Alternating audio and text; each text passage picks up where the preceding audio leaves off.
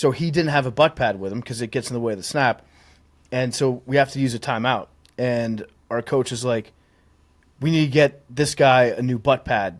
And then he points at me. He's like, give him your butt pad. And so I had to take my belt off, give our center my butt pad, and then got benched for the rest of the game because you didn't have a butt pad. I had the most expendable butt pad on the entire team.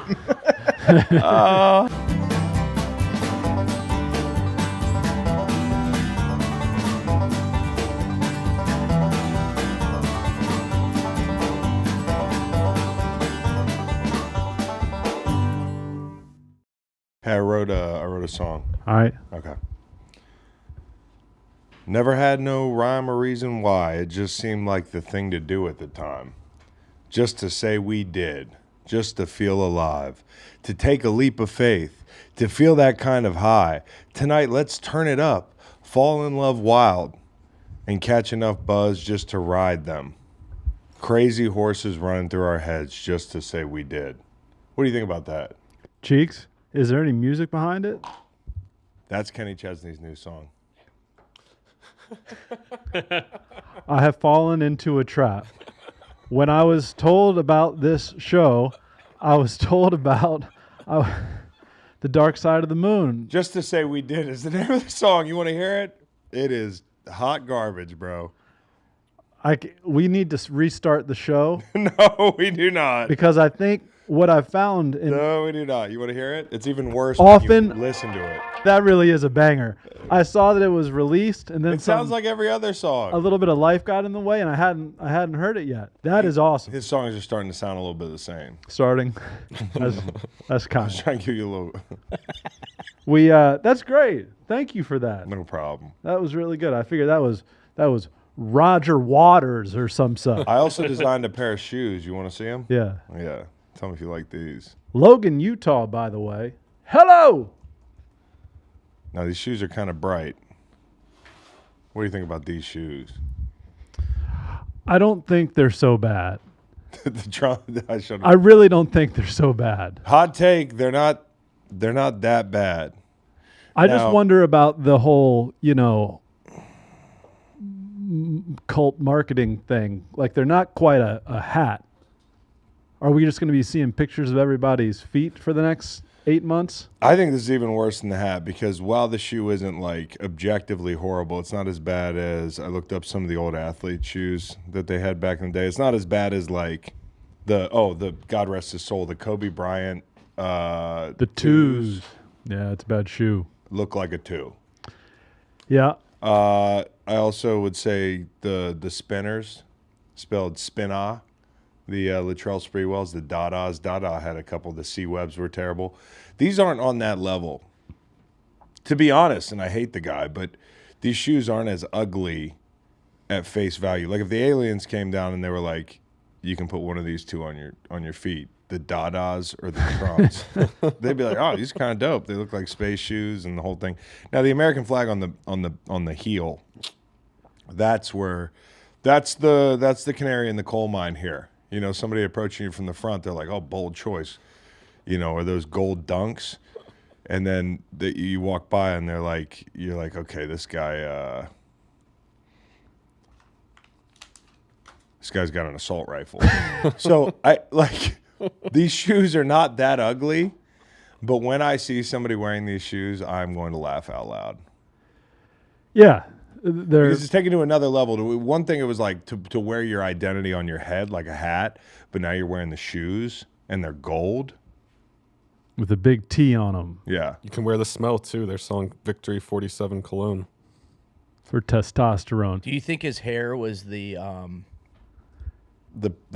color palette? Yeah. I would like some other colorways. He looks like Goldmember. Yeah. No, listen. I obviously hate the guy. If that's a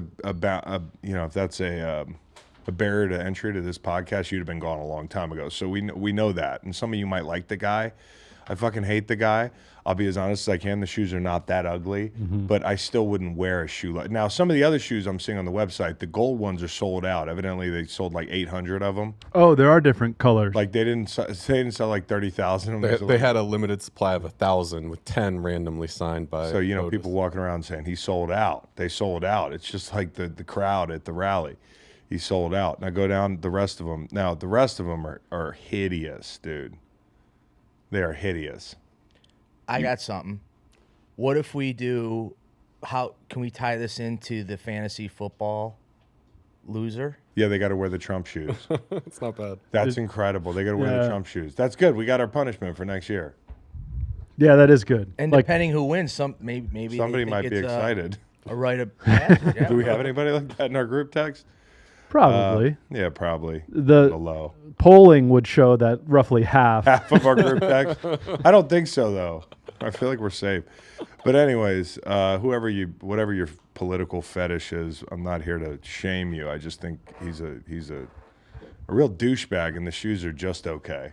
Are there any shoes that we all wore, perhaps AI or That were hideous? Grant Hill Fila's? Not hideous, but that we all just had to have. I was a big Air Max 95 guy. Oh, yeah. I love Air Max 95s. I still like the old Air Max 95s. They are good. They're good. Now, grown men wearing Jordans, where does that stop? I think I heard somebody asking this question recently, like out loud.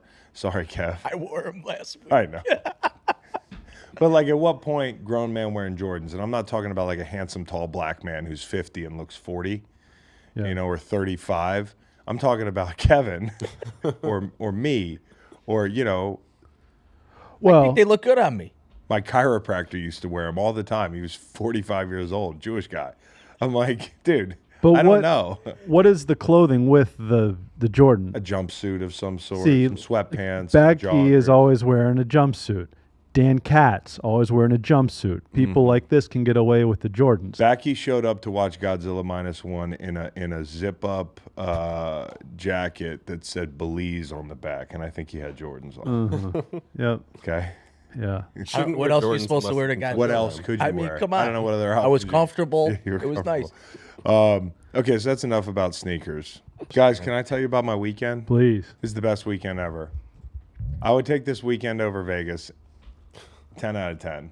It's Wife alert? I'm going to tell you. Well, no, I mean, my wife knows. That's the reason when my wife was like midweek. She set it up. Well, midweek when my wife was like, hey, I'm going up to Baltimore to see my sister, and I'm going to bring the kids, and they're going to see their cousins. It wasn't we're going up there, and maybe that was some sort of test. And guys, we get faced with tests all the time when you don't know there's a test on the agenda. But I stood strong, and I was Pop like, quiz, hot shot. I was like, have fun. Like, is there anything you need me to do to prepare you to leave with the kids? And there were a multitude of things, but I was happy to do them. She knows I need my alone time. I'm like deep down, and this is what my psychiatrist says too. He's like, you're a loner in somebody's body who has to talk to a lot of people. Yep. That's me. Like I really don't prefer being around a lot of people. My friends, for sure. But like I actually like time to myself. It's like a regenerating thing for me. If I can get a day alone in my house, that's gonna like re-up my health. Like if it was a video game character. So they're leaving. They leave at 11:20 Saturday. The wagon left the homestead. 11:22 a.m. I sat on the porch with my medicine and my dogs, and I hunkered down in the house after that. Applied the nicotine, stayed out of the wind, looked at eBay, took a nap, woke up at 3 p.m., gave the dogs extra food so that they would be sedentary. And then at 4:30, I sat by the fire with some boomers until I don't know when. And then I went inside when it got dark. I beat Kyle in Madden for money, and then watched Wizard of Oz synced up with Dark Side of the Moon, which is something I've never done before. Okay, I've never done this before. I understand that some people are listening to this like, oh, I remember high school too. Fuck you, dude. I was actually playing sports in high school. I was like preparing for my next job. You guys were watching. Now, it's my favorite album of all time. It's a work of art. And I don't remember watching The Wizard of Oz a lot. So this was like a new experience for me. And I was really skeptical, but we'll get back to that in a little bit. And then Sunday, woke up, fed the dogs again, extra, and went back to sleep. Woke up and built another fire and invited my friends over. So Back Badke and Tom came over, couple guys come over. We're sitting by the fire. It's like one of those things where I was like, guys, this Dark Side of the Rainbow thing is incredible. At some point tonight, we have to watch Dark Side of the Rainbow. And there's a lot of pressure when you take 5 guys up and sit them in your man cave and sync up Dark Side of the Moon with Wizard of Oz, because you're like, this could be the dumbest thing in the world. And you got to be and maybe you're not precise. as excited as I was last night watching this for the first time, and you got to have a little help. Maybe explain for the uninitiated, because when we talked Saturday night, you recall this? Yes, when you're on these, absolutely. Okay. And I said, is it just a timing thing? Because that's math. All that is math. Right. You can start an album 42 minutes prior to the end of a film, and that'll sync I'm not out. saying it's okay. Here's what I'm saying, and here's what it is. It's the first. It's a 42-minute album. My first question was to you was like, because I wanted to get you to try to watch it. I feel like this is one of those things where, like, there's things your wife likes to do that you have to pretend that you like to do also. This is one of those things in our relationship where it's like, at some point, if you listen to Dark Side of the Moon, I'll be giddy. If you do this, I'll be even happier. So I was trying to plant the seeds with you, and I was like, hey, you need to watch this thing. Are you into Pink Floyd? He's like, not really. When I hear Pink Floyd, I think Jimi Hendrix, which just seems like a crock of shit. I swear to God. But actually, after investigating, he really doesn't listen to Pink Floyd. But you sync up Dark Side of the Moon, the greatest album of all time, 42 minutes long, with the start of not Alice in Wonderland. That's another thing. Like, I get these all mixed up. That's what I Wizard of said. Oz. So you sync it up at the end of the Metro Goldwyn lion roar, the third roar, the second roar. As soon as it finishes, you start the album, and then you go. And I just want to say this. At first, I was very skeptical. The reason I'd waited 38 years to do this was being skeptical. I was like, there's no way they took the time to do this. And I'm not saying that taking the time to do this took, like, extraordinary skill. But to me, when I finished watching for the first time, my jaw was on the ground.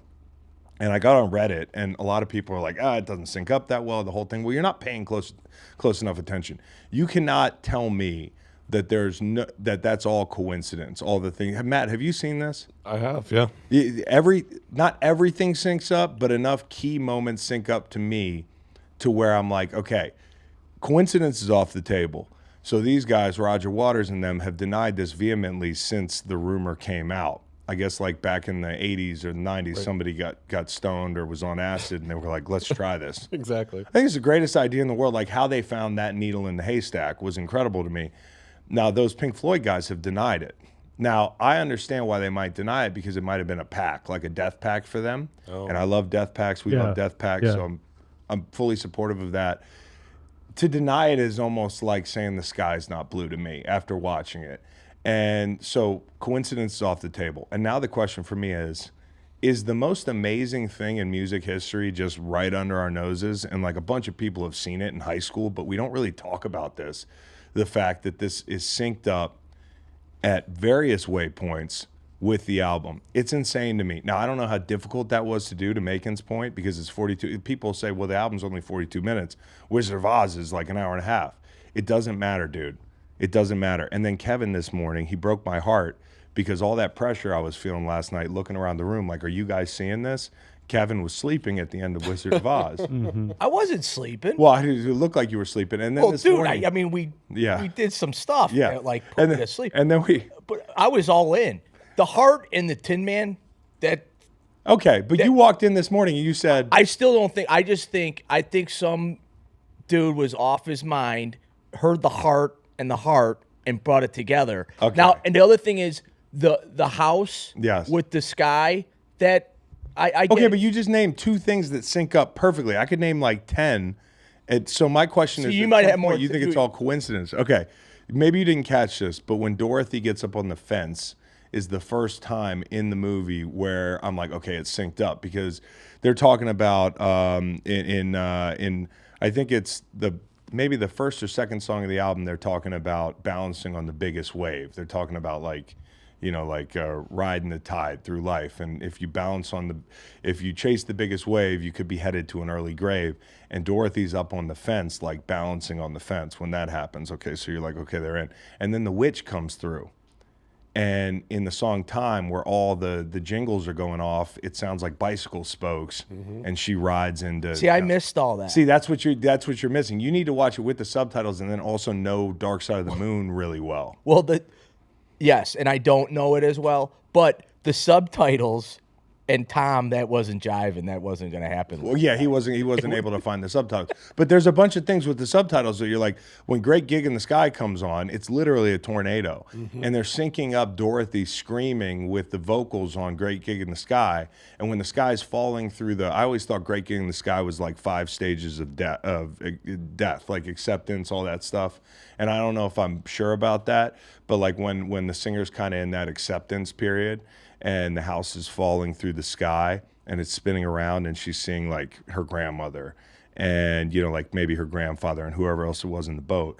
Like the tone of the vocals match perfectly with kind of like a bittersweet nostalgia that she's feeling. And then the house drops to the ground and, you know, like that, oh, like her voice matches up with that. And then you get into the actual Money song, where the color comes on. It's black and white at the beginning of Wizard of Oz.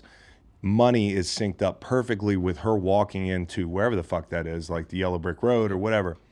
And the whole movie is actually about the economy. It's about like, populism. Yeah, it's about populism. Yeah. So when they're in that thing and the Munchkins are the people, the Wicked Witch of the East is supposed to be the bank.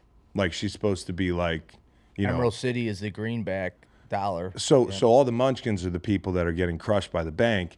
But when she killed the witch with the house unintentionally, they're all free from the burden, and that completely synced up with what was going on. The Munchkins were marching to the music, dude. It was insane.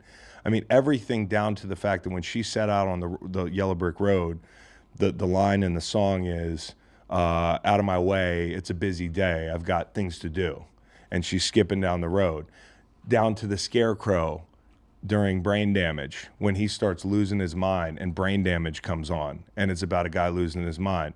Down to the Tin Man with the heartbeat that ends the album. Damn. Bro, the Tin Man, when the album ends and you hear the heartbeat, they're tapping on the Tin Man's chest. And at the end of the album, you know, in Dark Side of the Moon, when you hear those voices in the background, there are a lot of like tour managers and like people that just worked on the tour drinking, saying things like, you know, I'm not really afraid of dying. Anytime we'll do all that stuff. But at the end of the album, somebody says, I don't think there is a Dark Side of the Moon. And Tin Man says it's empty at the very same time. And I just think the whole thing is synced up. It's impossible to me to call it a coincidence. I feel gaslit by people that are saying it's not, that it is a coincidence, dude. So you're changing my mind a little bit, because I got caught up in like watching them talk, and the words weren't syncing. The there. emotions were syncing though. See, a lot. I think I'm hearing you. Like the expressions on faces, the movements, when a scene would end and somebody would walk down the stairs, bro. I mean, it was cool, bro. It was really cool. Black either way, and white. As soon as black is said, the witch shows up in black. And then when she, down and out, she goes down the stairs and out and off she goes. Did you notice this stuff the first time, or did the first time? Okay. Because I know every word of the album, and I know like the themes of the album, and I also was watching with subtitles. So I'm just saying, like, for listeners that haven't done this, maybe you didn't go to high school, like me, but check it out. Like, if you miss that chapter of your life, I'm telling you, it is the most. Now I'm biased, because I love Pink Floyd and like the album and love the album, but it is the most amazing thing I've watched, like, musically, because I don't know how difficult it is to do that. Sure, they could sync up 5-7 waypoints over the course of 1 or 2 songs, but like, I don't know how difficult that is. It's still incredible to me that these guys were like, yeah, we're gonna sync this up with the Wizard of Oz. I'm wondering if they were inspired by the Wizard of Oz. Did that inspire some Probably. I mean, it would probably. have to, you know what I mean? Wasn't that what we're saying? That's what we're saying. That they were inspired by the Wizard. I don't think that's they where were I have just a like, problem. I don't want Wizard of Oz to be associated necessarily with that album, because I just think it's so fantastic. It doesn't have to be. You know what I mean? And I don't even think that Dark Side of the Moon has to be primarily associated with Wizard of Oz. I just think it's like such a cool Easter egg. And here's another theory I have now that I've thought about it. Okay, so if coincidence is out the door for me, that means they did it, and they did it on purpose, but they're denying it. So Death Pact, right? What if there's a light side of the moon, B side of the album that releases when the last member of Pink Floyd dies? You got to think about this because there's still an hour plus of the movie left. How's the movie end? What's the movie about? I have not gotten to the end of the movie. The movie's, you don't know The Wizard of Oz. No, I don't. So basically, Back to Kansas. yeah, she gets back. Oh, we're not in Kansas anymore. Well, that's what she's saying when she's not in Kansas. Oh, the Yellow Brick Road. She's on the Yellow Brick Road. She's going to see the wizard. She meets the Lollipops. Cowardly Lion, the Tin Man, the Scarecrow. Oh, I was the lion from this film senior year of high school for Halloween, yeah? Yeah, Senior year. yeah. It's like a kid costume. Were your kids sad to come home to dogs with type 2 diabetes? They haven't noticed yet. DVD. All right. But anyways, it was a great weekend. If you want to, like, I really think they should study what man does when he's left to his own devices. Like, because I was the perfect man for 2 days. I was like really what Homo sapien was supposed to be. Like that's Homo sapien in his purest element. Right down to at the end when you guys all packed up and left, and Tom and Joey were playing their guitars. I was cleaning up the kitchen and I was scarfing pizza. And I didn't have any water. And sometimes where you're like, man, if you don't slow down, you're gonna choke. And then you keep eating. And then I've literally never had that thought. Yeah, because you just don't operate that way. But there was a little piece of pizza, is my theory, and it got stuck like in the back of my throat somewhere, and it would not go away. And it was terrifying because you're like, number one, am I choking? I had the pulse ox. I was like, I think I'm straight. I went over and talked to Tom and Joey. I was like, guys, not to break up the jam sesh here, but I might need one of you guys to do the Heimlich on me. Just stick around for like 30 minutes to make sure I'm not choking. And Tom's like sitting on the couch. He's like, I think you're going to be okay, buddy. I think it could be acid reflux. And then eventually he left at 11 o'clock. And I was up till 3 a.m. trying to get this stuff out of it. Bro, because it just wouldn't. And I think like coupled with the acid reflux, which is not something I'm used to feeling, with whatever piece of food was stuck back there that eventually got dislodged at like 2 in the morning. It was. Did you start to try the water? Like the fluids? I was doing fluids. I was doing peanut butter. I ate butter. I was gargling. I stood under the shower to try to get the shower to just hit the back of my throat. That's eventually what did it. So you basically did a popcorn kernel thing with pizza. With a piece of pizza, and I'm Googling like, hey, where does the larynx meet the trachea? Because like if I'm sleeping and all of a sudden this thing gets dislodged, am I going to choke? That's my fear. Like I'm not. It might have been the boomers, man. Can somebody give me a cadaver or something so I could I What texted amount my of drugs? team doctor from the Rams like, hey, you got 5 minutes, 11 o'clock at night. Can I go to bed now, or do I have to worry about choking? You know what the worst thing about like choking or something like that, where you're like, am I going to die? It's probably not going to happen, but it could die. Is what I've realized is I am at the point where I'm too embarrassed to go to the doctors. Like I could die because I'm too embarrassed to go to urgent care. Like I really thought about going to urgent care. I thought about sticking a vacuum down my throat. You should. I know somebody. See, out there you're not. You can't be alone that long. You know. That's the point. I think that was the point. Was like after 2 days, it's like you can't be in Vegas too long. You can't be alone, left to your own devices too long. You'll choke or something on pizza. What about like chewing up some gum and putting it on a stick and going back down there? I had a fucking, if you have a slate call, if you're turkey hunting, you got the little. No. Give us one. I'm not gonna give you one, but I had the stick on my slate call, and I had that thing in the back. I was like, I FaceTimed my parents, like the whole thing, and of course they were very concerned. Now, serious so they're question. Like making me think I am choking. Are you inside or outside of your mind? I'm inside my mind. Fully. Yes, this has happened to me before, but not to this degree where I couldn't get it out for quite a while. Okay. Like at this point, I'm in the afterglow. It's not like when you're in It's fucking up college my and you're afterglow. drunk and you No. call your parents because you think it's funny. No, Okay. no. I'm perfectly sober, and I tried to make that clear to my parents because I think there was like a 2-3 minute period where they were like, "Is he high?" And then once they realized that I wasn't, I think they were kind of concerned, and then it kind of like it compounded because they were concerned. And then I called my wife, and she was like, "Try some apple cider vinegar. I'm going to bed." I was like, "Can you hurry up and get home?" So that was big tough guy for the 2 days. Yeah, dude. The bottom line is I need a blender to grind my pizza up, eat it like an old person. If I called my mom and said, "Mom, I think I'm choking," she would hang up on me. Really? Right away.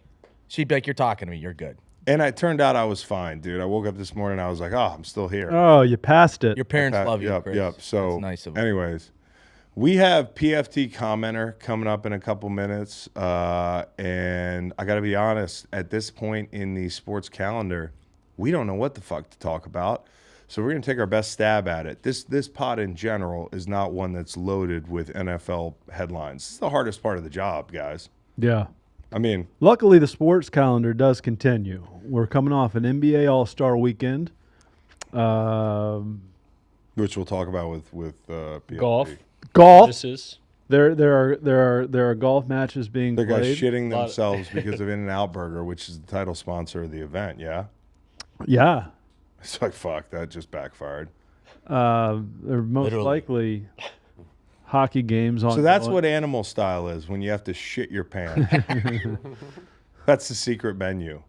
There's also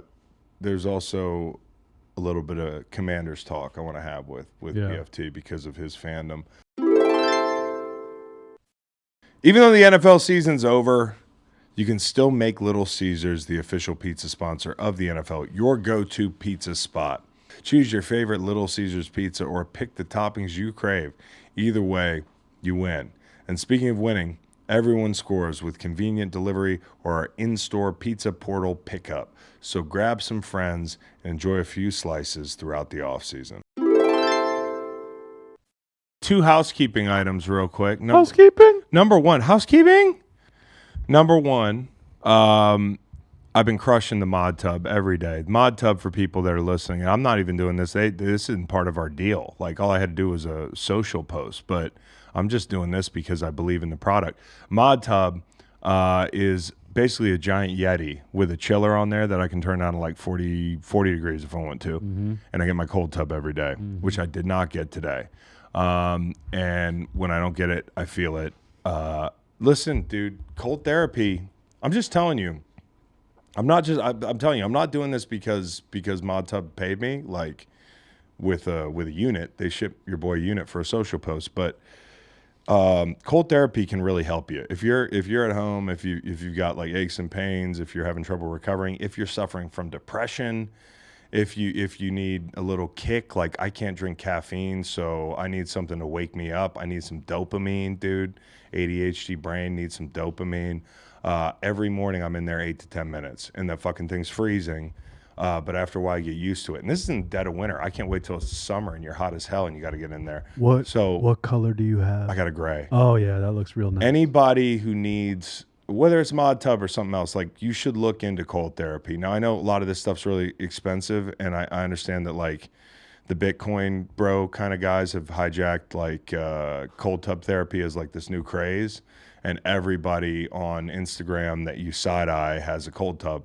But I'm just telling you, as a professional athlete, former professional athlete, cold therapy is legitimately the way to go. It's like medicine. chances are there's like a river or a lake, creek near you. Just jump go in hop one in of that those. bad boy, dude. I'm telling you, we went to the Rivanna a couple weeks ago. The water had to be 38 degrees. We did the sauna It's amazing. and into the river and the whole thing. So, like, I'm telling you, look at these Northern European motherfuckers. They live a long time. I was watching a documentary last night on the blue zones, which are zones where people live 100 years or whatever.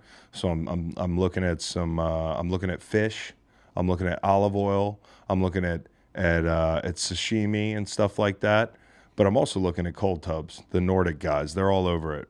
In that area in Scandinavia, on those big lakes and fjords, The fjords. they put saunas on like floats, float them out of the middle of the lake with a little Damn, motor on the back, and that's then you what we can need. jump in the lake, do your sauna right in the middle. That's what we need. What are we Killer. doing? What are we doing? Hey, Pond. hear me out. Yeah. Hot showers. Nah, dude, they don't do it. They don't hit the same. That's another thing. If you're like a cold therapy person, which I always have been, but like I've always had a Rubbermaid and gone to get ice, like, and intermittently, you're just not going to do it much more than that because you got to go 10 bags of ice every day. You look at some of these cold tubs with chillers, and you're like, oh, it's so fucking expensive. I understand. You're looking at some of these things. They're a few $1,000s depending on, and for somebody that might not be within your budget. So go look at a river or a lake or a creek, like Reed said. But I'm telling you, this is worth its weight in gold. Like if I had to pick between Zyn for the next 2 years, like my Zyn budget and a cold tub, I'd probably quit Zyn. Wow. Yeah. And by the way, I have an ad men for Zyn. Do you want to hear it? Yeah. Okay. Zyn's easier to misplace and misjudge than dip, because like I can't tell how much is, like if you have Zyn, you can't tell how many pillows are in this thing by shaking it around. It's not like dip. It's fun to guess, actually. It's fun. It's not until you at 11 o'clock Is it realize called pillows? That's what I call them. Oh, okay. So you pull up your phone, you open an app, your wife's looking over your shoulder. She says, "Is that Tinder?" You're like, "No, it's not Tinder, I promise." She's like, "Let me take the phone." She looks at the phone, there's a message, "Be right there." There's even a car, like on DoorDash, you can see it coming. And she's like, "Oh, his side chick's on the way. Like, I'm going to bust him." She waits at the door. Some guy pulls up with a baseball cap with a fishing hook on the brim. And he gets out of his Toyota Tacoma and tosses you some Zyn. And that's that. Zinder. It's for people that are out of Zyn at inopportune times. Like there's like a 10-mile radius around you. Whoever has a Zyn, it pops up. You get rewards for actually delivering the Zyn. I'm telling you, this thing might have legs. That's a good idea. Because there's nothing worse than not having nicotine. If you're at a music festival, if you're like in Mexico, I've been in Mexico and had to like rip heaters for 2-3 days because I was out of Zyn. Somebody on resort has Zyn. And usually you end up talking to a guy at a concert at 10 p.m. and you're like, fuck, man, if I only had these pillows all throughout the day, thanks for the exchange. If you had Zinder, no problem. It's a good idea. You're creating a community. Yeah, Zyn That's what you community. need. Yeah. The crux of the campaign is that it rhymes with Tinder? Yes. Okay. Zinder. Okay. Anyways, here's PFT. Oh, no, one more thing in housekeeping. We've been talking a lot about sumo wrestlers and whether or not they can play in the NFL. It was a mailbag question last pod. I think yes. Kyle thinks no. I think he's threatened by these guys. He's like, "Oh, I don't think they can pass that." I'm like, In America. He had a nice voice. he does. He has a very nice voice. So Colorado State tweeted at us today. They have an actual sumo wrestler on the roster. Amazing. Yeah. So Amateur champion. amateur champion. Hidatora Hanada. Yep. Defensive tackle. Yeah, 6'1", 280. Yep. Perfect. Can we get him on? Lightweight try sumo. to- We should get him on at some point. Look at this guy hanging out with his sumo garb outside the defensive line room He's there. smaller than I thought he'd be. Yeah, well, he's not one of the big time professional champions. You get the big time professional champions over here. They're like Nate Newton. So Featherweight. let's have PFT. Toyota, the official automotive partner of the NFL, has a brand new vehicle hitting the road now. The all-new Toyota Tacoma dares you to come out and play. The 2024 Toyota Tacoma is the most powerful Tacoma ever, and it's time to make your off-roading dreams come true. The 2024 Toyota Tacoma is a truck that's tough on the trail and easy on the eyes. Electrifying power, maximum torque. The all-new Toyota Tacoma is the most powerful Tacoma ever. It's just a fact. All new Trail Hunter grade is a factory-developed overlanding rig built from the ground up with the latest integrated off-road equipment from ARB, Old Man Emu, and Rigid. Toyota, the official automotive partner of the NFL. Joining us now, my dear friend, somebody who I actually got to hang out with over Super Bowl, PFT Commenter. How we doing, buddy? Hey, Chris. Doing good. Hey, Macon. How's it going? Hi, PFT. I'm well. And yourself? Doing great. Doing great. I got back from the Super Bowl. Chris, we had a fun time. We hung out. We had a Was that great Friday night? Yeah, Friday night, the last night in Vegas for me, which is always like you just kind of stare at the wall and you're like, Yeah. why am I here still? But Yeah, it helped having you out. I was staring at the wall, too, and the wall was a lot more entertaining for me that night than others. Yeah, dude. It's a wild I was card. not happy to be in that nightclub, and then the medicine kicked in, and you saw my face change immediatly. You had a great time. We had a great time. Big ups to PFT for medicine provision. We on our way out to the club, we arranged a little Mark Davis meetup. Yeah, that was serendipitous. We were walking into the casino, I think, waiting for a car. You, if I remember, my details are a little bit fuzzy, but you had never met Mark before. I had not. So I accosted him. Yeah. And he wasn't like pissed to see me. He was cool. No, he's really happy to see you. He was like, "Oh my God, Chris, it's been so like I haven't met you. I feel like I should have met you at some point." And then I'm walking by as you're having like a nice heart to heart. You obviously have like a family connection with Mark Davis and the Raiders. I do not, and I saw you having your little meetup, and I just blurted out, I was like, "Mark, pardon my take," and you looked at me like, "Is this your friend?"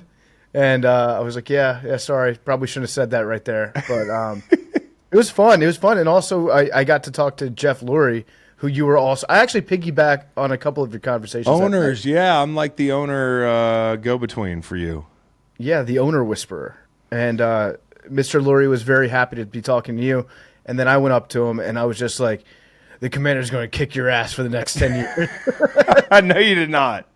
I don't think I said that, but I was just like, "We're about to get a great quarterback in this draft." And he's like, "Well, I hope you picked the wrong one."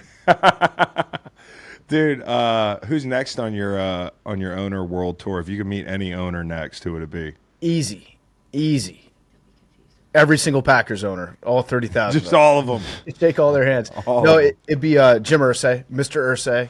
Oh. I've long wanted to go to one of his concerts, and he has a tremendous selection of guitars. I feel like we've been circling each other for a long time, and we're going to make it happen at some point. But my favorite Jim Irsay thing that I want to talk to him about is his belief in guitars. So he owns some of the most expensive guitars on planet Earth. I think he probably owns like 5 out of the top 10 most expensive guitars. He owns a Pink Floyd. Yeah, I think he has a Hendrix, but he definitely has. I think he has a Black Floyd one. Whoa. You just said Pink Floyd, and he said Hendrix. Yeah, but not in the way that you did it earlier. Explain to him. All right. I have not known, I guess, what Pink Floyd is my entire life. I thought Pink Floyd was a Jimi Hendrix song. And I think where the signals got crossed is with Purple Haze, which is also a color followed by a word. Yes. But when you just... This is a little like Pink Floyd, Wizard of Oz. No, it's just another guitar that Jim Irsay has. No, most people don't associate Pink Floyd with Jimi Hendrix. And just topically here, the reason this came up, PFT, was for the first time in my life this week, my wife left town, and so what do I do with the 2 days? Take a bunch of drugs and watch Dark Side of the Rainbow, which I've never watched Wizard of Oz synced up with Dark Side of the Moon. I know it's something everybody did in high school. Yeah. Did you do that in high school? I've never done that. No, that's something. Oh my God, dude! I've heard about it, and I've heard like real. That's the big stoner thing to do, is to try to sync it up and real, see if it dude. matches. That's the thing they don't tell you. It's a big stoner thing to do, but then the stoners actually have to get together and get on the same page and sync it up perfectly. Like during the credits and the whole thing. But you definitely need to check this out. It's legit. It's not a rumor. It's not a conspiracy. They really did it. It all works. Yeah. You got to check it out. So yeah, he's got guitars. He also has an aquatic ATV and a helicopter. Like a duck boat? Yeah, dude. You never saw that video?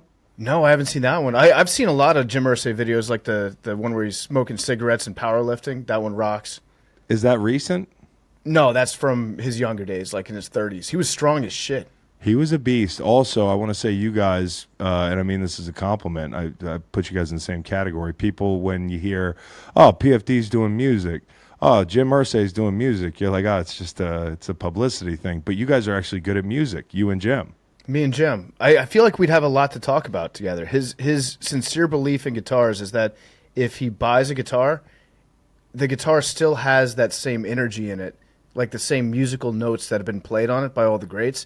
So if he buys a Hendrix guitar, he thinks that one day we'll have the technology to extract all the sounds that Jimmy played out of it. And then he'll be able to listen to that and the guitar will play itself. Somebody needs to tell Ravel that these items have powers so he doesn't buy another like Hitler birth certificate. like it's the same thing, Darren. That'd be a great horror movie, though, right? Like Yes. Darren Ravel's autograph collection comes alive. Night at the museum. And you got Dr. King and Hitler and Rosa Parks playing cards with each other in his study while he's out. Hey, who plays Darren Ravel? Oh, that's a terrible question. It's got to be either Brendan Fraser or Zach Braff, right? I don't even know Zach Braff. Sure, you know Scrubs. Zach Braff. Of Jimi Hendrix. No, Scrubs. Zach Braff. Oh, I know who he is. Yeah. Zach Braff. Sure, I don't watch Scrubs. He's but I the know better-looking Dak Shepard. better looking than Dak Shepard. Maybe Frankie Muniz. Yeah. Who's playing Jim Irsay? Gary Busey? Gary Busey would be really good at that. I was going to say Jeff Daniels, probably also Jeff strong. Daniels would be great. Also, happy birthday to Jeff Daniels. Is his birthday today? Yeah, today or tomorrow. Time of tape, tomato for people. February 19th. Who else did you meet at the Super Bowl? PFT? Well, I met Mark Davis twice. That was fantastic. Yeah, that was the thing that confused me. Yeah. Because you guys went back in for seconds. Yeah, I went back in for seconds, and I just wanted to like hammer home because we accosted him in a mall earlier that week, both me and Big Cat. I saw that. I saw him coming. You can't mistake Mark Davis. Like, I saw him probably 50, 60 yards away. I was just like, boom, that's Mark. So we go up to him, and we basically just say, hey, you have to come on our podcast, which is the coolest thing you can say to somebody.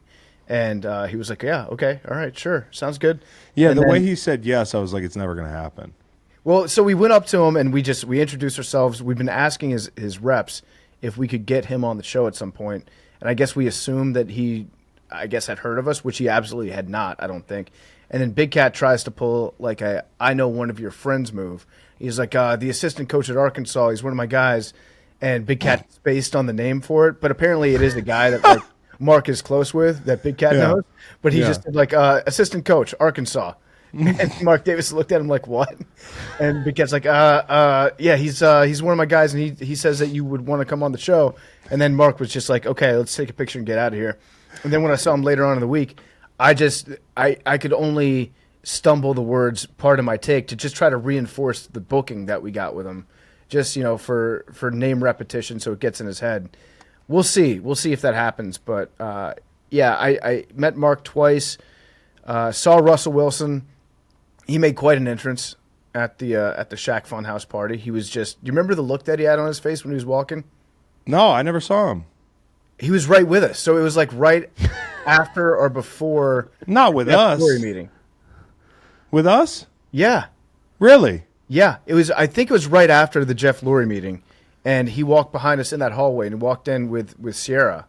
And she was coming down like that hallway there. And Russ had this look on his face. Like he practices his runway look. Zoolander. And he was just mean mugging everybody walking down the hallway. Oh, yeah. Just looking intense, focused. I thought I saw that thug Sean Payton walking around.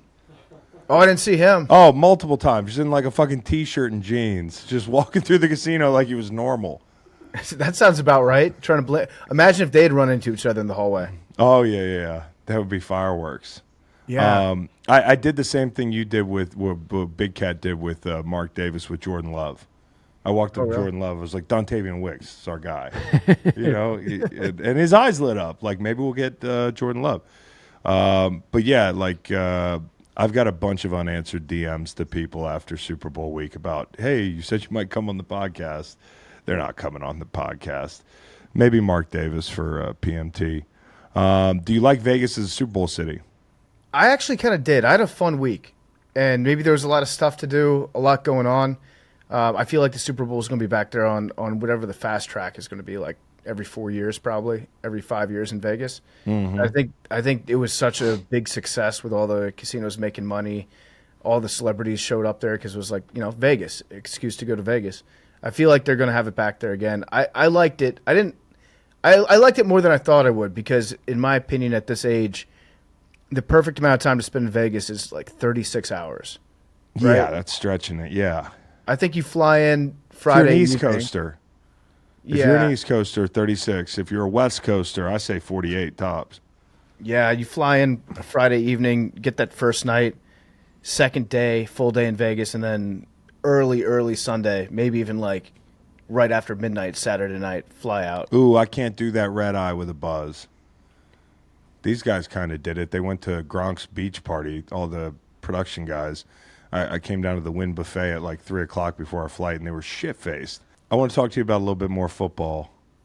How bad a hire is this Dan Quinn? What a bummer, PFT. You're such a hater. Turn your hat backwards, Macon. Get in the spirit. Yeah. Look, Dan Quinn was my first choice. You hear this?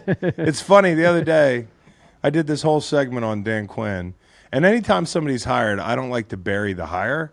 I like to give the pros and the cons and try to stay kind of like, positive, but down the middle. And Macon texted me later, like, would you want me to get in on that segment a little bit more? Because I just had a bunch of ammunition to shit all over Dan Quinn, and I didn't do it. So here's your chance. You have a pre-existing relationship with him. Well, I know a lot of people. I know Joe Barry. I was talking about the Packers defense. Yeah, that's one of the hardest things now. When you're actually talking football. And you guys get into a little bit where you're like, you have serious opinions, and you're like, fuck, I hope I don't offend the guy.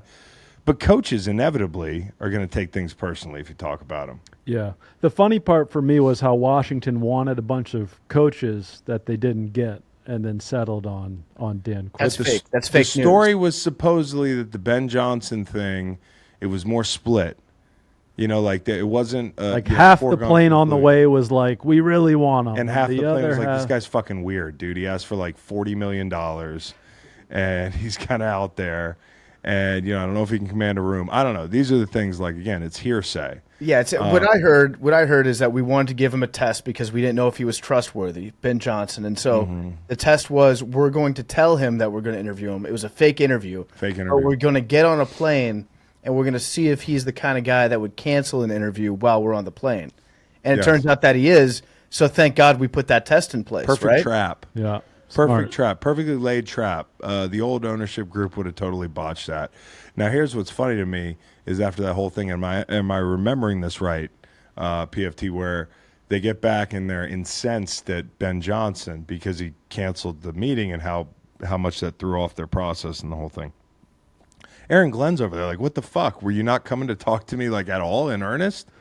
Like, it was this the biggest fake interview ever? Yeah. Because Aaron was also the reason that they went to Detroit. They acted like they wasted gas money. Yeah, I think that was a fake interview with Aaron Glenn. Like, Aaron Glenn seems like a good guy. Seems like his players like him. Yes. But, look at Detroit's defense. It was tough. I didn't understand why he was like a name that was being thrown around there to begin with.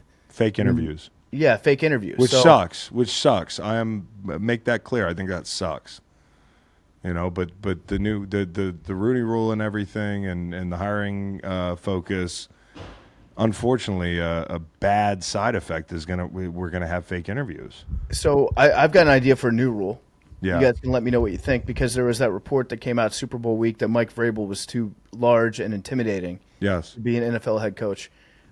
Do we need a Rooney Rule for fat head coaches? No, we need an LP with an earpiece. So basically, Vrabel's outside in the lobby, and like you got a wee man situation, not going to be threatening at all to these owners, and he's relaying via some speech technology whatever Mike Vrabel would say in the lobby. So they can't be intimidated by him. Now, you were saying big fat coaches? Yeah. You should. Every team should have to interview a fat guy each year. Yes, I agree. There's nothing wrong with that. Fat guys win Super Bowls. The name Ben Johnson, what does that literally translate to? Oh, Ben Johnson. He was a penis in his past life. Circumcised foreskin. Okay. So how is are you hopeful? Are you feeling the change, the winds of change? Or are you concerned because one of the reports was that Ben Johnson was so turned off by these basketball guys making their basketball analogies to football? Because I think that's the corniest thing I've ever heard if that was happening. It's like when I go to the doctors and they're telling me I have a medical condition and they're trying to put it in football terms. They're like, basically, It's like a blitz. you're the acid in your esophagus is offsides, Chris. like that's how I imagine those guys talking to Ben Johnson. So are you hopeful, or are you worried these basketball guys are going to fuck it up? I'm hopeful. I'm very hopeful, and it can't be worse than Dan. That's the thing. It's like no matter what happens, it's not Dan Snyder, and there's no chance that this guy can be any worse than him. What could this guy do that could be worse? Nothing. Like I don't think that I could have hated Dan Snyder anymore by the time he was gone. So I think, well, I know that I'm hopeful. I think that Dan Quinn is, his players like him. He's a Super Bowl appearer, Chris. It's a big deal. He's been in a Super Bowl. Actually, when I first heard the Dan Quinn news, I started going through the list of ways I can talk myself into Dan Quinn. Yes. And the first things that popped to mind, it was like, well, he got to a Super Bowl, and he took a quarterback, and his quarterback had an MVP season, and he dominated the NFC South. And then I realized very quickly, I'm just doing Ron Rivera again. Yeah, you're doing Ron Rivera. Super Bowl appearer, alpha male. Seems that his players like him. But the people really do like Dan Quinn, and he hired a really good staff in Atlanta. That's kind of the positive spin I put on it. When you look back at Atlanta, all the coaches that became head coaches on the staff, it's incredible. I mean, Shanahan wasn't Shanahan when he hired him. You know, Raheem Morris, the LaFleur brothers. There's a whole bunch of guys. Ulbrich, who's in New York now with the Jets, was down there. So he had great staff. We'll see if he can do the same thing. Yeah, so it's funny because the graphic that they always show, and it's always on Fox for some reason, is the former Washington head coaches from 2013 and where they are now. Now that graphic becomes the Falcons head coach. The Falcons. Because all those guys were on the Falcons, plus you have Dan Quinn, who was also on the Falcons. So now it's like, look at what a locked-in, dialed-up coaching staff the Falcons had. I think that by hiring Dan Quinn, we just kind of absolved ourselves of that meme that always goes around. But I like Dan, and you're right, the staff I think is pretty solid. I like Cliff. When we got Cliff, oh boy, I was speculating. I speculated all over the place because it was like he's going to be a Raider. Wait, what could entice him to go to the Commanders? Caleb Williams. Are we going to trade up, get Caleb? So I've sold myself on this staff. Again, it can't be any worse. I think he's going to be competent. You can't. The Super Bowl appearance was good for Dan Quinn. It was good. Obviously, you were on the other side of the coin on that one. But 28-3 against Bill Belichick. At some point in this game, he had those guys ready to play. And, you know, Shanahan didn't do himself any favors this week in shaking off that kind of like ghost from 28-3. We can put that on Dan Quinn. And I know if I was Dan Quinn, I would have walked down and been like, run the fucking football. But part of that's Kyle, too. Yeah, I agree. And Kyle is definitely getting, I think, some deserved criticism. For the overtime decision-making thing. I don't know about you guys, but when I heard the new rule, the very first thing that I thought was, well, you should want to kick off in overtime now. Like, that was the first thing that occurred to me and Big Cat when Jake was giving us the rundown of the rule changes for this year. And, you absolutely should. Yeah, especially in a low-scoring game. In a low-scoring game where chances are there's going to be a punt, and there wasn't a punt, although they overcame like third and very long because of a hold. Like, that was almost very easily a punt and a midfield drive start for Kansas City with a chance to win. The more compelling justification for me than my defense was gassed was, if it's field goal, then we get the next shot. If it's touchdown, nobody goes for two, we get the next shot. But I do think, you know, if he'd have just said, even if he was lying after the game, that, like, my defense got dog walked for 2 minutes at the end of regulation, they're tired, I would have been like, okay. But he had some galaxy brain, I'm going to get the ball third when that never happened. So. And you know what? When he said that, I stopped and thought for a second. I was like, that does sound pretty sweet. Like, we'll take the ball sounds third. Cool. Well, yeah. But Kansas City was going to go for two. All right, two questions then. Number one, who's the quarterback? It's going to be a new quarterback. No, I know, but who do you want it to be out of these college players? I can talk myself into any of the top three. And I could even talk myself into Michael Penix. I would just go back and watch the semifinal game and be like, just watch it. Yep, that's your CJ Stroud game. Dude, forget the natty. I could talk myself into Caleb Williams. I think I'm starting to be able to talk myself into Drake May. Okay. And Jaden Daniels, I can just be like, we got Lamar Jackson. This guy is dynamic. Yes. And a better passer than Lamar was coming out of college. Yep. Okay, so any of the quarterbacks, and then this is the last question on the Commanders. Would you, if you could, pitch us a new stadium? Where's it going to be? What does it look like? Yeah. What are you incorporating into the architecture of the stadium? Okay, so a couple things on that one. It should be in D.C. It should be at the old RFK site. Okay. And from what I understand, the city council of DC was just kind of holding that hostage from Dan because they were like, we're not going to do business. We don't want to be in the Dan Snyder business. No. So once we got new ownership, talks immediately began about, okay, how can we actually make this work? And the way that it's set up, I go through, it's like, do you know how to play craps? No, but I've watched it a lot. Okay, so me too. And I've learned how to play craps maybe 6 times, but I've forgotten how to play Then craps unlearned it. 6 times. Yeah. That's the same way for me with the RFK Stadium policy because it's on federal land, but it is something about like the lease that's on it has to go through the federal government and the city government, and the lease that it's on has like a 99-year term, and there has to be some sort of sports facility on it. So they can't build anything else on that land except for some sort of athletic facility. And I think the definition of that could be pretty broad, but I think that the city wants RFK back. They want that land to be a football stadium. So I think it's going to be there. And what I would like to see in terms of the design was one of my favorite parts of the Dan Snyder era. This was like 4 or 5 years ago. He promised an upgrade and a complete renovation rehaul of FedEx Field. And he released a bunch of designs like graphic renderings, artist renderings of what he wants in place. And my favorite was he, for some reason, had a wave pool with people surfing going around the stadium, like a moat. And there's dudes just like on a surfboard in Landover, Maryland.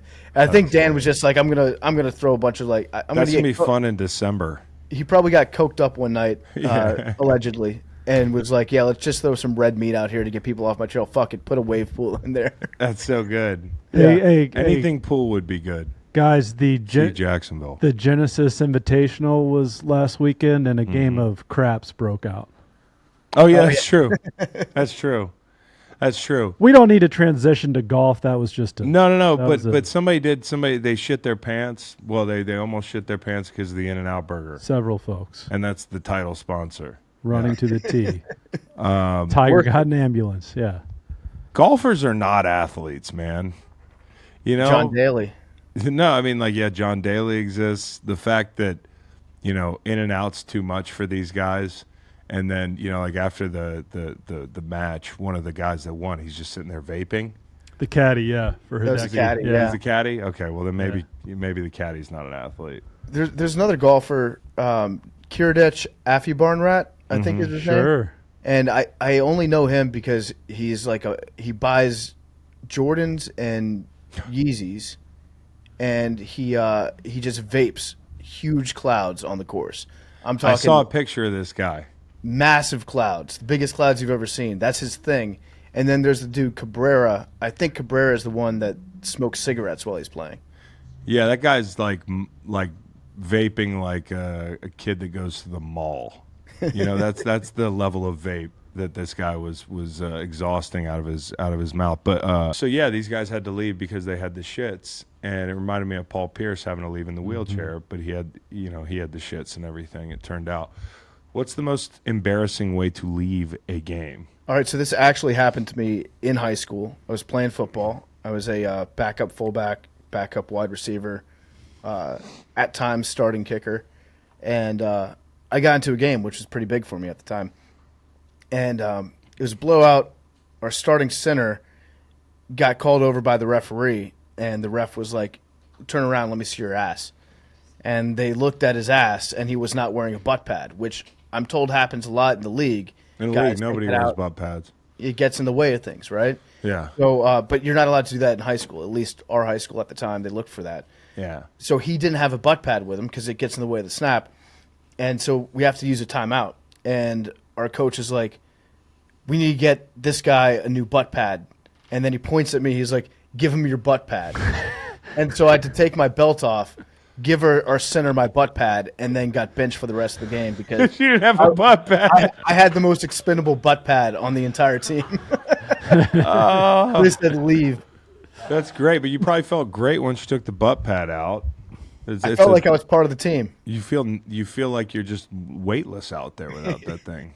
We all make sacrifices, Chris. My sacrifice was this guy can have my butt pad. Unfortunately, That's a pretty good one, right? It's like Thurman Thomas, but you knew exactly where your equipment was. It was Exactly. in was on the somebody ass else. crack of the center. Yeah. yeah. And then he gave the pad back to me later. I was like, dude, I don't want this butt pad back. It's yours now, bro. It's totally yours. Last thing on the Commanders. What are we changing the name to? Are they changing it back at some point? I feel like people have gotten tired of this conversation. They might have, but I'm all over it. I'm watching Josh Harris like a hawk, week in, week out. I saw everything the guy wore.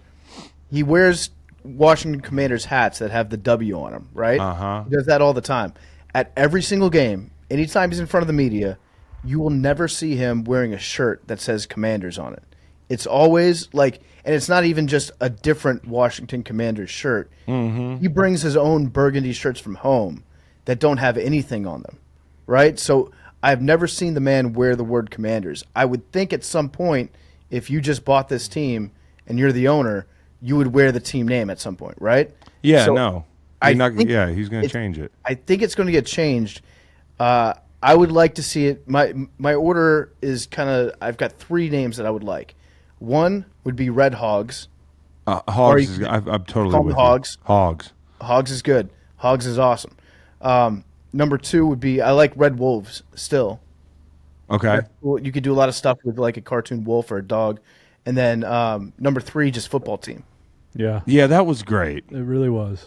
But a lot of people hated on it first, and then it kind of grew on you. No, it was cool. And it ended up being pretty cool. So actually my favorite method of changing it back would be if they went back to football team for like 2 more seasons, and then after football team they're like, okay, now we're the Hogs. Just a Commander sandwich. Yeah, dude. Yeah. They got to change that name.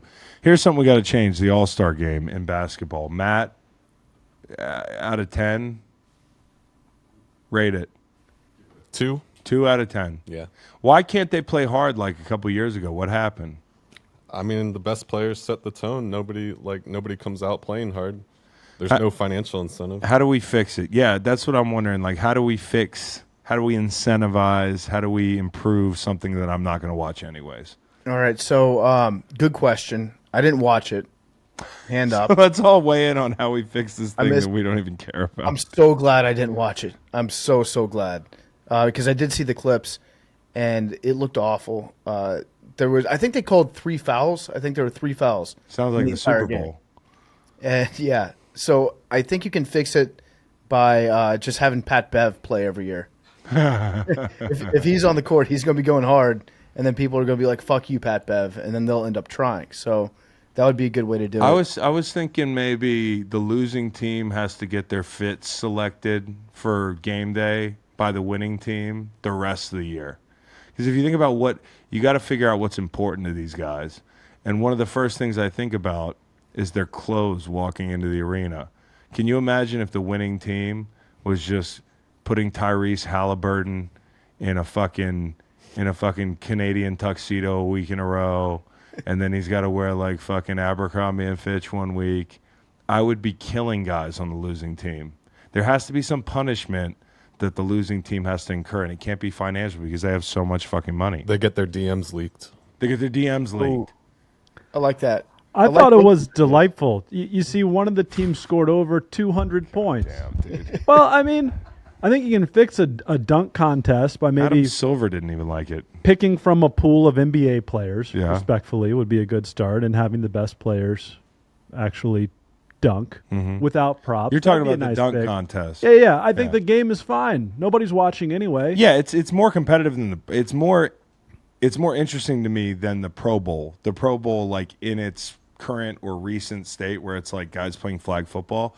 I'd much rather watch like the Globetrotters.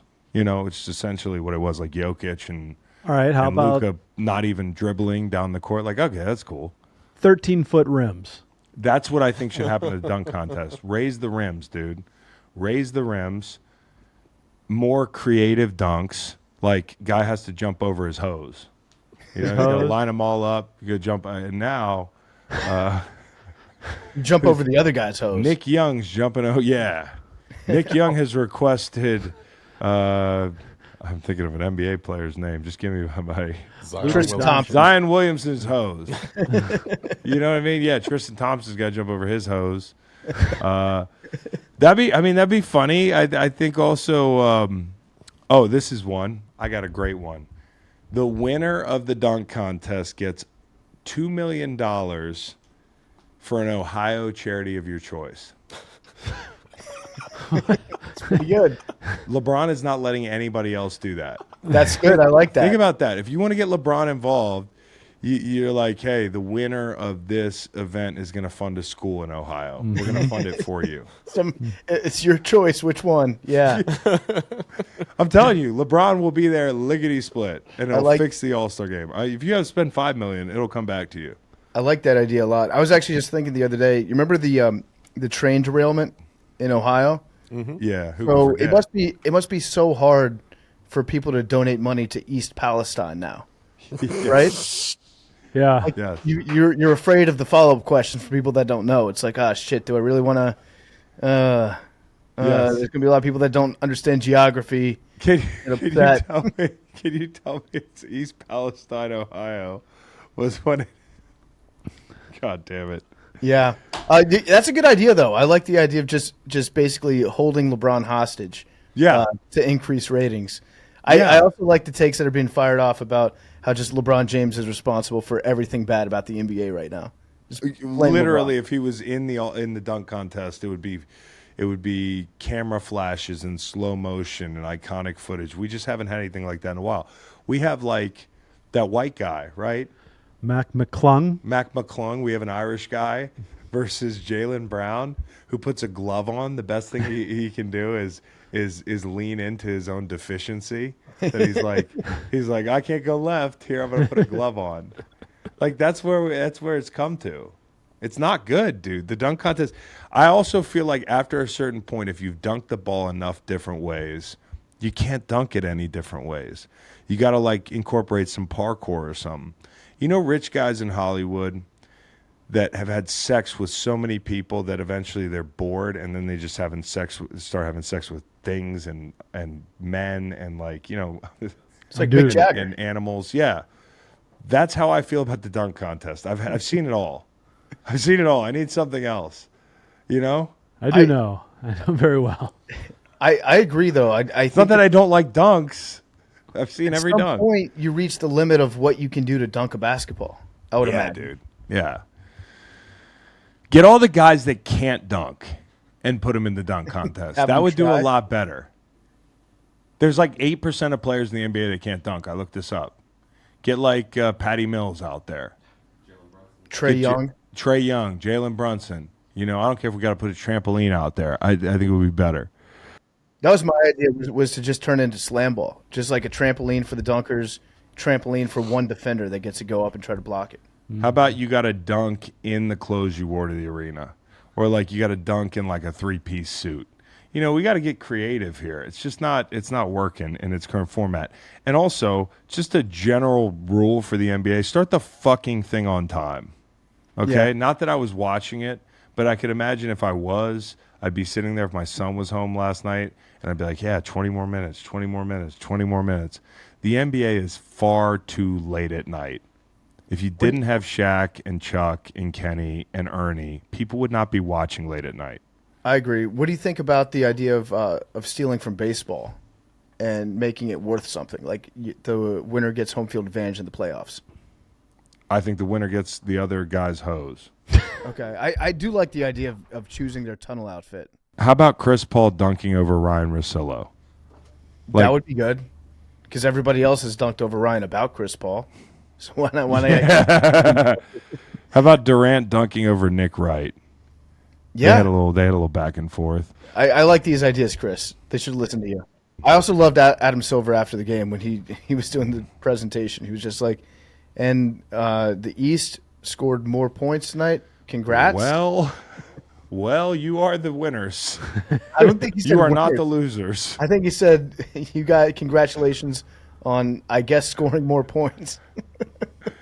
just made a total mockery of his All-Star weekend, and he can't do anything about it. Can't do shit about it. Yeah. You know, you can make me come to dinner, but I'm not going to necessarily act on my best behavior. That's kind of what happened. Adam Silver threw a big party, and the guys just fucking half-assed it. We won't take you through the whole story, but Chris nearly died last night, PFT, from a choking incident over the course of several hours. Yeah, it was one of those slow chokes. Have you ever He come said, yeah, close like to he- dying? Have I come close to dying? What's the closest you have come to dying? I got in a bad car accident one time. I know that's not like a funny one Jeez, necessarily. man, didn't see that in his wiki? Ooh. But besides that, I don't think I did have COVID 3 times. So You've never just done a truckload of drugs and watched movies and then gotten pizza lodged in your Well, throat? so that's the George W. Bush. Remember when he almost choked on that pretzel? is that what happened to G-Dub? GW, yeah. He came out the next day for like his press conference, and he had this massive cut on his face. And he was like, yeah, I choked on a pretzel. It almost got me. Well, if he was like me, he was up till 3 a.m., you know, because he didn't want to go to sleep because he's worried that the thing gets dislodged in your sleep and you never wake up. And I would be incredibly embarrassed because here's why I would be embarrassed. And we talked about, I texted PFT to be like, what are the most embarrassing ways to die? But like, I think any time they do the autopsy and a week later, they're like, there were mushrooms and marijuana in his system. And it really had nothing to do with any of that. Yeah. It had everything to do with the fact that the pizza was so dry and I was in a hurry. You know, that's happened to me dead sober before. And a little piece got lodged in the back of my throat, dude. He was like a bat in a cave and he wouldn't come out. Nothing I tried. So I think the most embarrassing way to die is when your autopsy report has like a drug in there. Yeah. Because no matter what you do, you could be dying, like you get hit by a truck and they're like, well, it's his fault. Yeah, it would be like unrelated, but maybe contributing causes to the pizza incident. Oh, and Also, the MAGA guys would own me. If you choked on a piece of pizza, yeah, I mean, they'd have to go check out comic ping pong again. Be like, what does this mean? What is the symbolism? But I think if you choked on a piece of pizza, the bad side effect of that would be you'd be remembered as way fatter than you really are. Right. You're in good shape, but it'd be like, oh, Chris Long, defensive lineman, he loved food so much and he was so fat that he choked on pizza. See, I never fainted like George Bush. I just called my parents and paced around the house for 3 hours trying everything to get it out. I have a lot of respect for the chalky answer of autoerotic David asphyxiation. Carradine? Yeah, because you're committed. You're literally your balls are to the wall, and in most scenarios you're not under the influence. No, you're just under the horny. influence of love. Yeah, Yeah, you're just horny. yeah. I think that's a good way to go. I think, you know how Jules and Danny have a system where, like, when we brought this up when Matt Stafford was clearly concussed and then he grabs his arm, or like they ran over, and Danny and Jules had a system for when they were concussed, they would go over and make it seem like it was something else. Yeah. I want a system, I want a pack with you guys right here that if we ever get to that point and we're doing the autoerotic asphyxiation, that you guys, like, there's like a beeper that goes off and like Chris just died. He hung himself in his closet looking at fucking God knows what. It would be embarrassing, but you guys got to fucking- come over and like prop me up in a chair like I was like Oh, heart disease. no, like I was doing something like noble. Okay. Like I was playing a board game. You know, that's got to be our pact here. Now it's going to be uncomfortable when you show up. Well, with the boner and all. rigor mortis. Put him out in the backyard and put like an axe in his hand. He was chopping wood. Chopping wood. He's a real man. Yeah, you're right. We will have to dress you. Yeah, I think that for me the most embarrassing way to die would probably be if you get run over by your own car. And that happens from time to time. Like if you're you working get on out. Yeah. if you forget to put it in park and it's still going, you get run over by your own car. That's a tough one to come back from. How about exotic animal ownership? I Yeah. feel like that's a really embarrassing way to go because everybody's like told you. Any Like, pet that you you shouldn't got 8 have. Komodo dragons in your house. Go fucking figure. What did you think was going to happen? Yeah, if you drink too much water, that That's happens on my from time list. to time too. Yes. And you probably contribute to that, Chris, with all your well building over in Africa. Have you ever stopped to think like how dangerous that could be? Yeah, when we implement the solutions, we oftentimes 5 to 10 people die because they just Don't drink too much. They just overhydrated. No, that doesn't happen. How about the porn adjacent one? I always have this big fear when I used to look at porn. I don't look at it anymore. Is where like if you die suddenly, unrelated, and you're sitting there and like your history, your browser, like what was he looking at? Like your family's got to find you. This hasn't been answered. In the age of laptops and people die, does somebody? If there's no crime, you don't need to go in and crack the computer to see what's on there, right? I always wonder because, like, I had this thought the other night. I was making a time lapse while I was sitting there having a fire, and, like, I was in my lawn chair, and it was just me, and the kids were gone, and the family was gone. And I was like, what if I died? They would come find me with my phone out, and they'd be like, oh, it's clearly a suicide thing. They just died doing a time lapse. I would really want them to unlock my phone, and they would because they'd try to find a note. Oh. And then they realized I was just a moron with my solo stove on upside down. Yeah. doing a fucking time lapse. That used to be a thing back in the day. Was like you'd have a friend that would come over and throw away all your porn for you. Right. That's what I'm asking you guys to do with the Carradine scenario. Yeah. Not that I think we're gonna get there, but one day in the not so distant future, they'll just be able to take like your browsing history and upload you to the cloud. yes, dude, which is not good. Another one is ass shots. Like surgeries, any surgeries. Yeah. When I got my hand fused, it like entailed them chipping into my bone here on my wrist to take bone out to graft into my hand, and like they had to open the thing up and everything. And I requested to be awake, and supposedly I was awake for probably 30 minutes. And when they were chipping away at the bone, I kept being like, ah, like that, heavily drugged. And then they were just like, boop. And I woke up 3 hours later, and I was like, fuck you guys, man. Like, it just wasn't going to work. But I have a fear of not waking up, going under for some stupid surgery. Yeah, elective surgery would be tough, especially if it has anything to do with your butt, even if it's not elective. Like if it's a medical procedure, like getting something done to your butt and then you die. That would be pretty embarrassing. I also had on my list here getting killed on the toilet. If you die on the toilet, for sure. Typically, like with a crossbow, that'd be embarrassing too. Like with a crossbow on the toilet? Yeah, if like maybe your son shoots you with a crossbow. If you get killed by your son. Yeah, you don't want to get killed by your son. I have one. Jihad. Totally avoidable. If you died in a jihad? Yeah, like just don't You're buy a willing in as participant much. in the jihad? Right. Yeah, just All you had to do was not. no hod. Right, yeah. You're into jihad, I'm into no hod. All right. I also had getting killed by your pet that you shouldn't have. That's kind of similar to yours. It's like Chris. the Komodo dragon A thing. dangerous pet like a snake or a tiger. It'd be doubly embarrassing if you're like a magician and your whole thing was training tigers, and then one day your tiger mauled you. I've heard this before. That would also, be... I saw a guy on Instagram the other day. You know these Instagram animal guys that have no background. They're not Steve or Irwin. They just understand impressions and like clicks, and they're trying to monetize their pages, and they like just tag themselves as like Wild Bill or something. And it's just some frat boy in the Everglades handling snakes. Or it's somebody that got a plane ticket and went over to Africa to handle a cobra. The other day I saw one of those guys get bit by the cobra. And he's in the middle of his spiel like these things are very peaceful animals. They don't bite, the whole thing. That would be an embarrassing way to go for content. And I'm not just talking about jumping for TikTok, like cliff jumping or anything like this. It's the animal handling that makes it extra stupid to me. Agreed. But in that same vein, if you're doing a prank video and you die during the prank video, number one, no one's going to have any sympathy for you whatsoever. Yes. There was a guy that got shot in Dulles Town Center Mall in Northern Virginia. This was like a year ago. And he was just being the most annoying dude ever. He was going up to seamless drivers and just like annoying them and just screaming in their faces. This one driver was like, back away from me, back away from me, back away from me. Bam.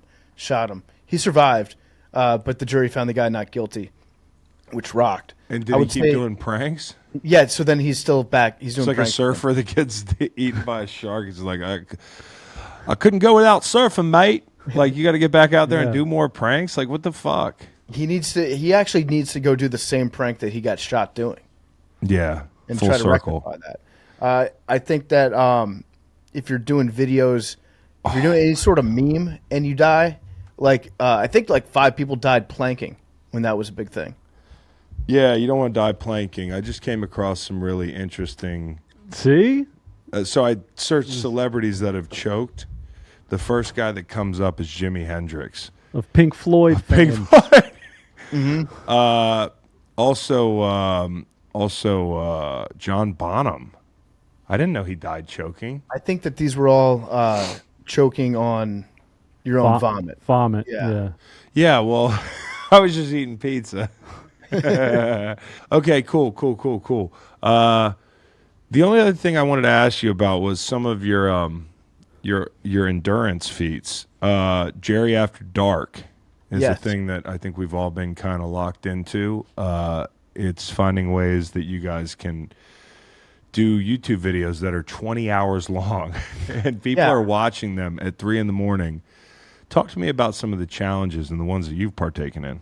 Okay, so we did. I only did one Jerry After Dark. I was with him for a lot of the time when he was hitting his hole in one and trying to accomplish that. But I did the Finding Needles in a Haystack on me and Big Cat's birthday. We both turned 39, like on adjoining days, Yeah. 30th and 31st. And so we locked ourselves in the gym with a bunch of hay, and we had to find 39 needles in this haystack before we were allowed to leave. And you found them. We found them. It took a long time. but How we long found did it them. take? I want to say like 5 hours. That's pretty quick. Yeah, it wasn't. Maybe it's not it wasn't so hard. as bad as it could be, but you get like hay fever is a thing. There's all this dust, and I don't know if it's pollen, whatever it is, but you're inhaling so all the stupid. dust for hours and hours. I was like, hay fever? I was like, oh, that's what that means when you're like just confused in the hay? Yeah, That was my first thought. dude, it sucks. I woke up the next morning and blew my nose, disoriented. and it was just like all this weird black shit coming out. It was bad, but I'm glad you're that was okay. tough. When you do the Jerry After Dark challenges, you have to understand that you are locking yourself in hell for as long of a time as it takes for the chat to let you go. So the chat runs that entire show, and everyone that's in there is like telling you what you can and can't do. I told Jerry he recreated the Stanford prison experiment, except he made himself a prisoner, and then all the people in the chat are the guards, and the power went straight to their head, and so they know that they run the show, and they're pretty funny for the most part. And so you just have to like acknowledge the fact that you are going to be living in hell for 4 to 12 hours, and good luck. What else And has he done? He did, let's see, the hole-in-one challenge. He's done a bunch of cinnamon challenges. He did one where he had to make, I want to say, like 18 three-pointers in a three-point contest. He's done a lot of stuff that's been pretty challenging for him. He did one with Brandon and Titus that didn't end so well, but there was a lot of blindfolding going on, sticking your hands in mouse traps, things like that. Just being a prisoner to the stream. All right, well, PFT, pulling for the Commanders for you, man. Pains me to say that, but might be a feel-good story this year. Who knows? Why not us? Why not us? We've been the laughing stock of the entire league and the division for a long time. Everything's turning around. It's going to be great. It's going to be wonderful. Thank you for having me on. I am a little disappointed that Dr. Fax isn't there because at the Super Bowl, Dr. Fax was the coolest guy in every room that we He's went very into. electric. He's an And- electric personality. The sunglasses stay on with him. Yes, I appreciate that. yes. He's the man. He enjoyed your company as well, and we'll make sure to get you back on when Fax is in as well and talk some more commies, Let's do it. if that's what they're called, next time. Yeah, you we're the come on. commies. Fuck it.